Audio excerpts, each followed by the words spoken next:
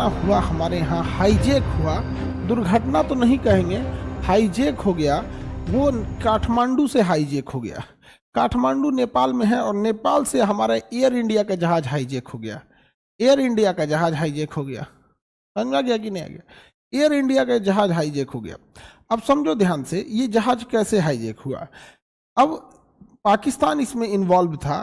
तालिबान वाले, अफगानिस्तान में जो तालिबान वाले थे, तो तालिबान वाले जो थे वो इधर थे, अफगानिस्तान में थे। पाकिस्तान के आतंकवादी संगठन जो थे सब, उन्होंने लाहौर से फ्लाइट पकड़ा और पाकिस्तान क्या किया, उनको हथियार चेकअप नहीं किया बल्कि बैग में हथियार छोड़ दिया। उनके बैग में हथियार छोड़ दिया, बैग में ही हथियार छोड़ दिया। ये चले गए कंधार, हथियार लेके चले गए कंधार। कंधार कह रहे हैं काठमांडू। काठमांडू में जब ये पहुंचे तो काठमांडू एयरपोर्ट को ये लगा कि ये लोग लाहौर एयरपोर्ट से तो आ ही रहे हैं, अब इनकी दोबारा सिक्योरिटी क्यों चेक की जाए। दोबारा सिक्योरिटी पहले नहीं चेक होती थी, एक ही एयरपोर्ट से दूसरे में जाएंगे तो सिक्योरिटी क्यों चेक की जाए, तो इसलिए वो यहीं रह गए। और यहाँ से भारत में एक जहाज आ रही थी एयर इंडिया की। एयर इंडिया की जहाज में वो लोग बैठ गए।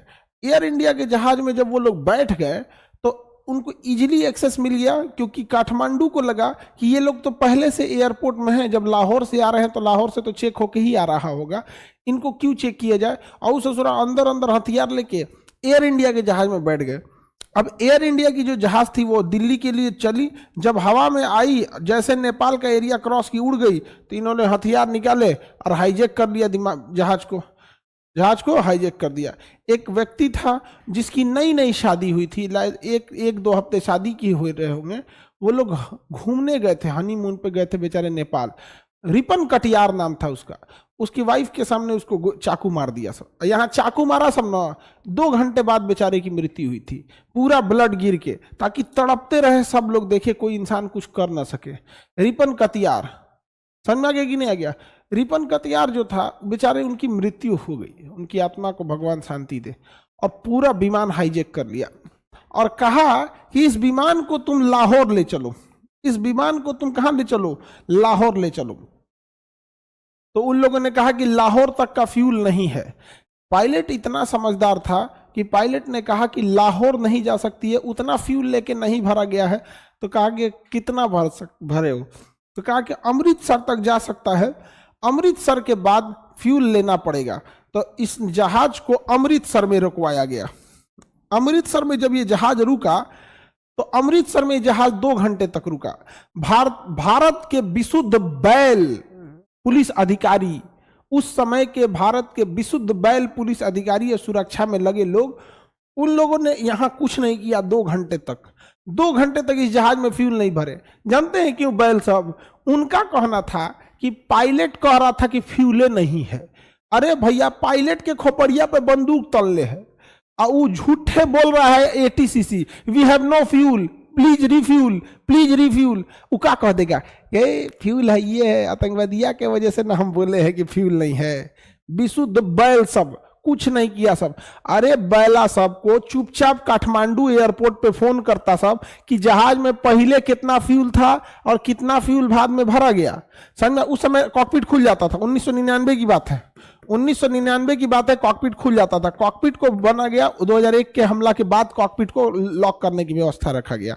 समझ में गया? अब बताइए, 2 घंटा तक जब फ्यूल नहीं भरा गया तब आतंकवादियों को डाउट हो गया कि कुछ ना कुछ कर रहे हैं सब। ये बताओ, 2 घंटे तक जहाज में फ्यूल नहीं भरा। अरे फ्यूल भरने के बहाने आता, ध्यान से समझो, फ्यूल भरने के बहाने आता, जब जहाज खड़ी रहती है ना तो उसका AC बंद कर दिया जाता है। हालांकि जैसे पटना जैसे एयरपोर्ट में, पटना एयरपोर्ट तो है नहीं, उस एयरपोर्ट के नाम पे धब्बा है, वो एक तरह का समझो बस अड्डा है। समझा गया कि नहीं? पटना एयरपोर्ट नहीं, वो बस अड्डा है। उससे अच्छा पटना का बस स्टैंड है, पटना एयरपोर्ट से अच्छा पटना का बस स्टैंड है। अभी बन रहा है, रनवे नहीं बन रहा है। मेन चीज रनवे होता है वो तो बन ही नहीं रहा है, बस अड्डा बन रहा है वहां पे। लेकिन पटना एयरपोर्ट के कर्मचारी बहुत अच्छे हैं। हम तो बहुत एयरपोर्ट पे गए, लेकिन हमको बहुत अच्छे, चाहे वो CISF के जवान हो या फिर सिक्योरिटी में लगे हों, चेकिंग में लगे हों, या फिर जो भी स्टाफ हो, या फिर कैटरिंग में हो, हर तरह का हमको सबसे अच्छा पटना एयरपोर्ट पर लगता है घरे में बैठे हैं हम, बहुत सही लगता है। कम भी है, भागा दौड़ी भी कम है। अब समझो ध्यान से, वहां पे बड़े एयरपोर्ट पे क्या होता है, जैसे दिल्ली जैसे एयरपोर्ट पे, कि जहाजों का इंजन जो होता है वो तो बंद ही होता है। जहाज में एक एक्स्ट्रा इंजन होता है जिसे एपीयू कहते हैं, जिससे वो एसी चलाता है। बट वो एपीयू बहुत ज्यादा फ्यूल खाता है, तो एसी चलाने के लिए जहाज में अलग से एसी की सप्लाई दी जाती है। जैसे दिल्ली एयरपोर्ट पे आप उतरिएगा ना, तो पायलट एसी बंद कर देगा, तो नीचवा से धोधड़ एगो एसी का हवा छोड़ेंगे, सब ठंडा हवा, तो एसी नहीं चलेगा। लेकिन एयरपोर्ट से ही एक पाइप आई रहेगी जो जहाजिया में जोड़ देगा, खूब ठंडा हवा छोड़ेगा। तो जब तक आप दिल्ली एयरपोर्ट पे खड़े हैं ना, जहाज उड़ नहीं रही है, तब तक आपको ठंडा हवा एयरपोर्ट के माध्यम से आएगा वहां से।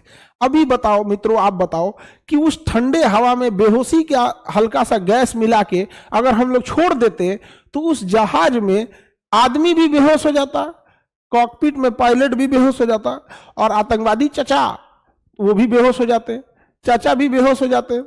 लेकिन ना, हमारे पता नहीं यूपीएससी सिलेबसवा कैसे डिजाइन कर रही है। उस समय के बहुत बड़े बड़े जो अधिकारी लोग थे, वो लोग भांग पी के सुतल था। 2 घंटा तक ये जहाज रुकी रही अमृतसर एयरपोर्ट पे, कोनो कुछ नहीं किया। हालांकि उस समय अटल बिहारी वाजपेयी की सरकार थी।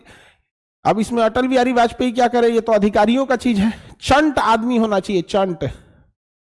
कॉकपिट, जहां पायलट बैठता है उसको कॉकपिट कहते हैं। बकलोलवा पूछ रहा है कॉकपिट क्या होता है, जिसमें पायलट बैठता है, जो ने पायलट का एक अलग खोप दिया गया रहता है, वो खोप में जाके पायलट बैठता है, उसी खोप को कहा जाता है ना कॉकपिट। तो छोट होता है, कोहबर चुकी एकदम, उसी खोपवा को कहा जाता है कि कॉकपिट है। उसमें पायलट बैठता है, 2 सीटवे होता है, एक ट्रेनिंग पायलट के लिए होता है जिसे जंप सीट कहते हैं। समझ में आ गया? आगे बढ़। अरे सिंपल था यार, कोई दम लगाने की बात ही नहीं थी कर रहे। आप होते तो क्या होते, जो हम बता रहे हैं हम वही करते। इसमें दम लगाने की बात क्या, जब एयरपोर्ट पे जहाज, हमारा एयरपोर्ट है, हमारे रनवे पे उतर चुका है, उनके बाप की हिम्मत जो जहाज दोबारा लेके उड़ जाएंगे। शर्म की बात देखो, शर्म की बात। अमृतसर एयरपोर्ट से वो जहाज लेके उड़ गया और लेके पहुंच गया लाहौर। अमृतसर एयरपोर्ट से जहाज लेके उड़ गया और लेके पहुंच गया लाहौर, और लाहौर में तेल भरवा लिया, लाहौर में तेल भरवा लिया। उसके बाद कहा गया कि अब चलते हैं अफगानिस्तान, तो कहा कि ना अफगानिस्तान में बिजली नहीं है, रात में वहां जहाज नहीं उतरती है। सोचिए 1999 में अफगानिस्तान में जहाज नहीं उतरती थी, 1999 में अफगानिस्तान में जहाज नहीं उतरती थी। तो जहाज को ले गया दुबई। कहां ले गया? दुबई।